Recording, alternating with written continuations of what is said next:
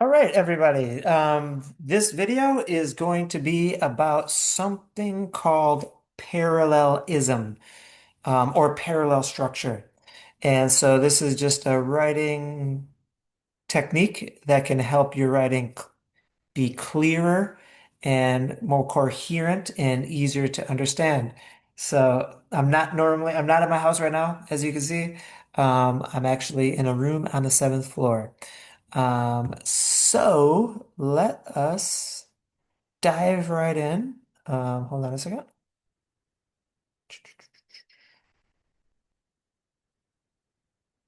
Okay, so this is the PPT, and this PPT is called Parallel Structure. And there's also an accompanying Word file that also shares the same name. It is called Parallel Structure. Let me show it to you. Oh, you know what? I closed it. Hold on a second.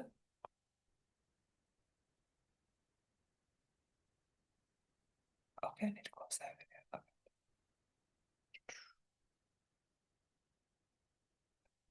Okay, so this is the Word file called Parallel Structure, and this is going to go along with this PPT. So let's dive right in. This needs to be 25 minutes. I forgot to start my stopwatch right at the beginning. I believe we are about almost 2 minutes. Okay, so what I'm going to do is I'm going to talk about parallel structure, what it is, show you some examples of sentences that do not follow parallel structure, and compare them to sentences that do, and feel the difference. And then we will do an activity, and that's about it. So it's only going to be about 25 minutes, and I believe it's been about 2 minutes so far. Okay, so let's do this. All right, we are going to talk about parallel structure. Well, let's first take a look at this sentence. Tablets are preferable to laptop computers because of their portability, ease of use, and they have a low cost. Now, this sentence is 100% grammatically correct. So it's not wrong, but it can be improved. It can be better. How? What do I mean? Well, how many things are being listed in this sentence? So, tablets are preferable to laptop computers because of their portability, ease of use, and they have a low cost. So three things are being listed. Are all three things the same type of word or structure? Portability, ease of use, they have a low cost? They're not. But portability and ease of use, they're both highlighted in yellow because both of them are the same thing. What are they? Portability is a noun. And what's the adjective? Portable. Ease of use. That is also a noun phrase. So they're both nouns, but they have a low cost is actually an independent clause. So it is not the same type of thing. It is not a noun or noun phrase. So this sentence lacks parallel structure. It is not parallel because the things being listed are not the same form. So how can we change the blue part? They have a low cost, which is an independent clause. How can we change that to a noun or a noun phrase? So tablets are preferable to laptop computers because of their portability, ease of use, and you just have to remove words. Low cost. Now all three, yellow. Portability, ease of use, low cost. Voila, beautiful. Now this sentence, the previous sentence, correct grammatically. But This sentence that we changed it to, better. Of course, it's also grammatically correct, but it's just better. It's smoother. It's easier to read. So this is called parallel structure. I'm going to cover this file in the next handful of slides. So what does parallel structure mean? It means using the same pattern of words to show that two or more ideas have the same level of importance and to make the writing more coherent, easier to read, clear. All right, so parallel structure can happen at many different levels. Previously, that first example I gave you was kind of like word level, or I guess you could say phrase level, because ease of use is technically a noun phrase. But it can happen at individual word, like if you're listing adjectives or phrases, noun phrase, adjective phrase, adverb phrase, or even clause level. And we've talked about different types of clauses. And of course, usually when you're listing things, you use either and or or. I mean, those are the most common ways. So you want to make sure whenever you're listing things using and or that you maintain the same form to make your writing smoother, communicating everything you're listing is on the same level, and it's just easier to read quickly. All right, so let's look at words and phrases. Now, oftentimes, one common thing that people list is gerunds. Gerunds are just verbs that have been turned into nouns using ing. And infinitive, just to plus verb. So this sentence uses parallel structure. Mary likes hiking, swimming, and bicycling. So all three things being listed, hiking, swimming, and bicycling, are three gerunds. Boom, smooth. Also, same thing with infinitive phrases. So Mary likes to swim. Sorry, to hike, to swim, and to ride a bicycle.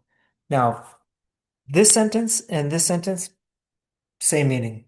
I There's I can't tell you a difference, except that the gerunds use fewer words. But they both mean essentially the same exact thing. So both are parallel. And what's the difference between this sentence, the top sentence, and the next sentence? The only difference is we dropped the second and the third two. Those are unnecessary.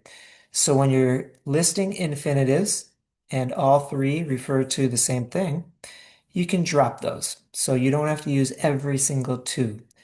And in my opinion, the second one sounds a little bit more natural.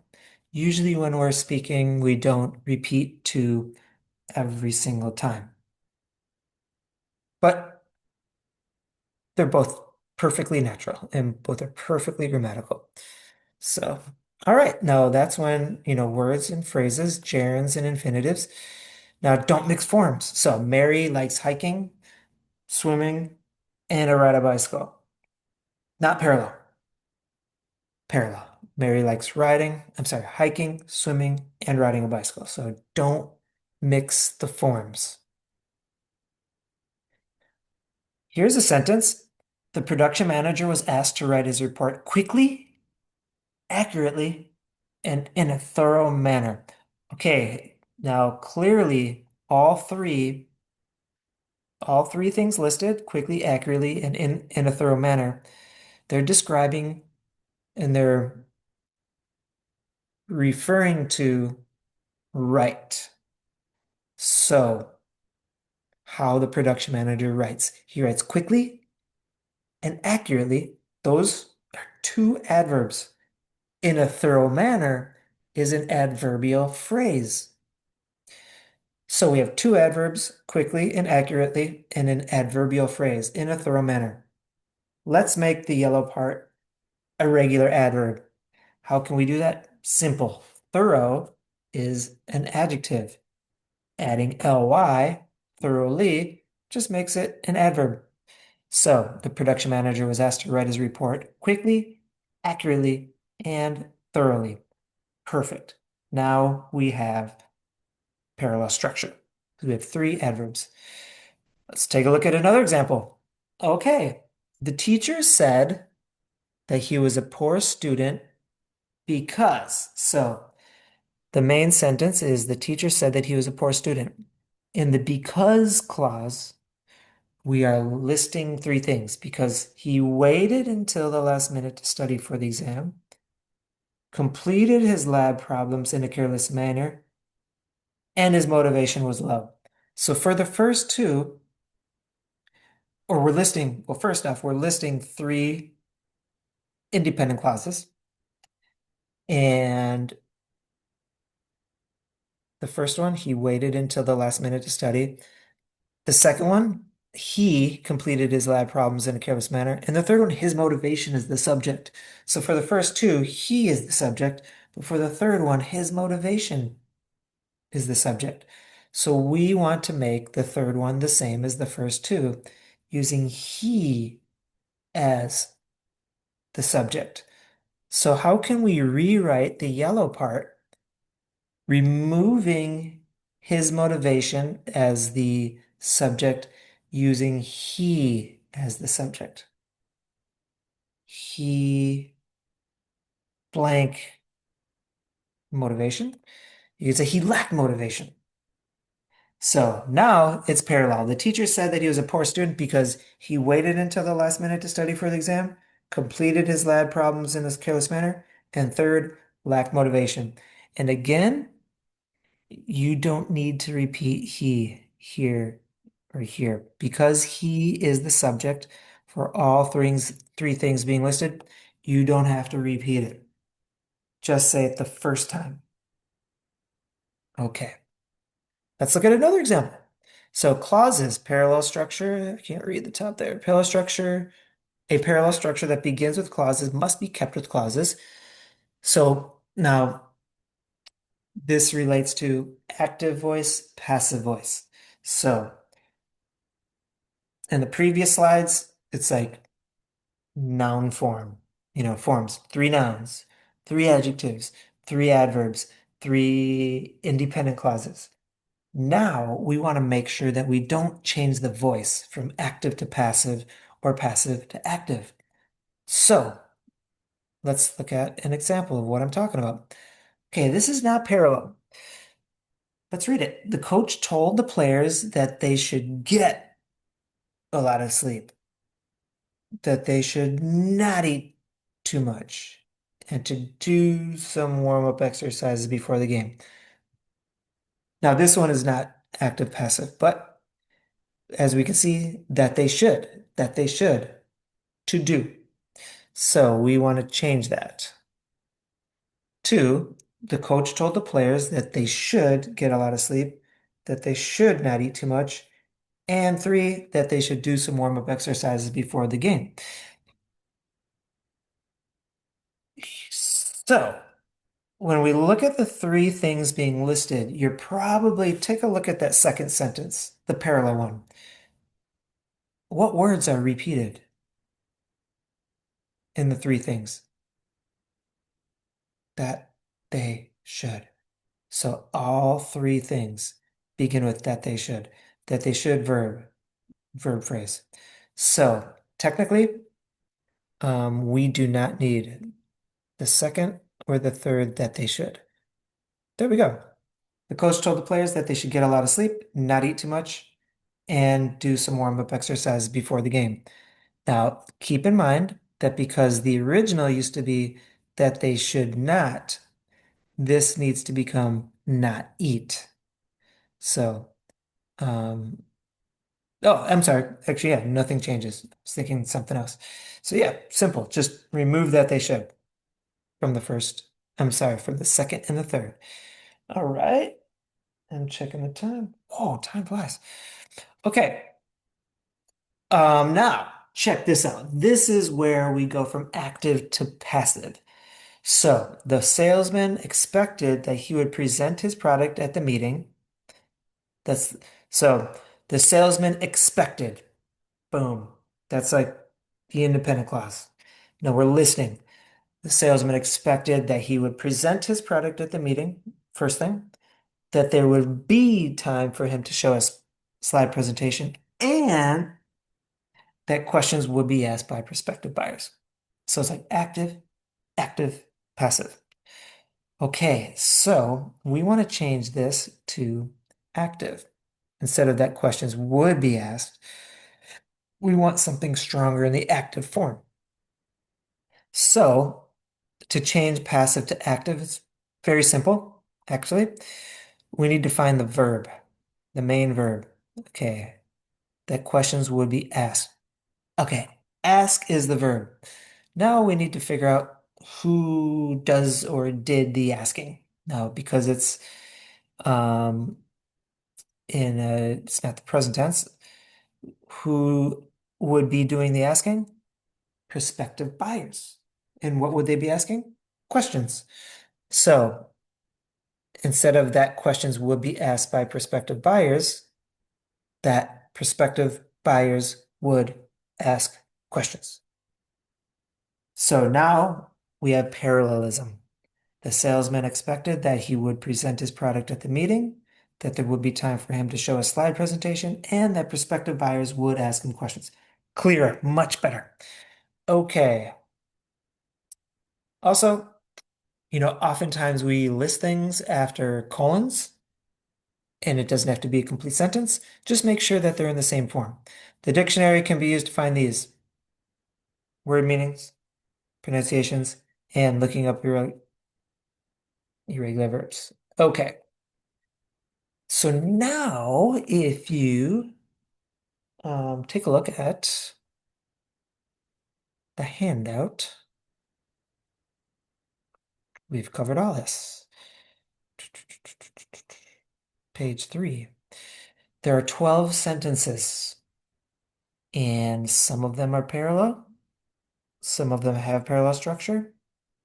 Some of them sadly do not. So what time is it? Okay, we have 9 minutes left. Okay. So what I'm going to do is I'm going to give you 4 minutes.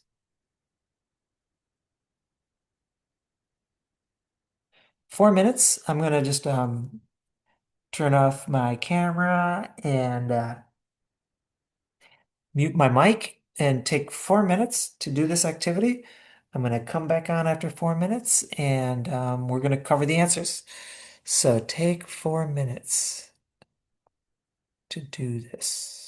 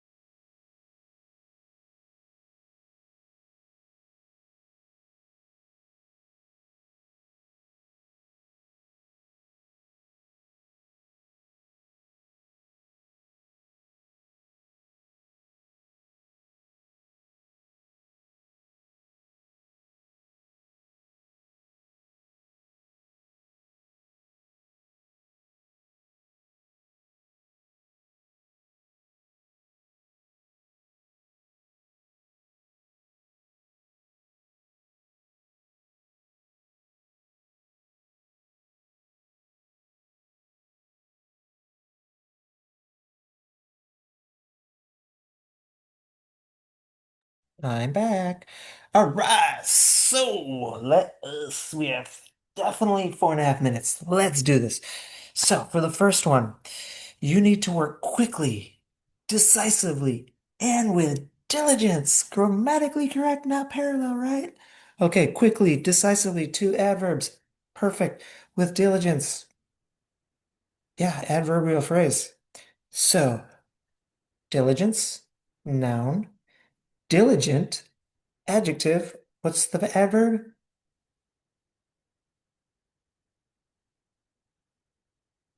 Diligently. Boom. Whoops. Okay, number two. He was a prolific. Is an adjective. It means very productive, writes a lot. So he was a prolific author, writing poems, short stories, novels, three nouns. P.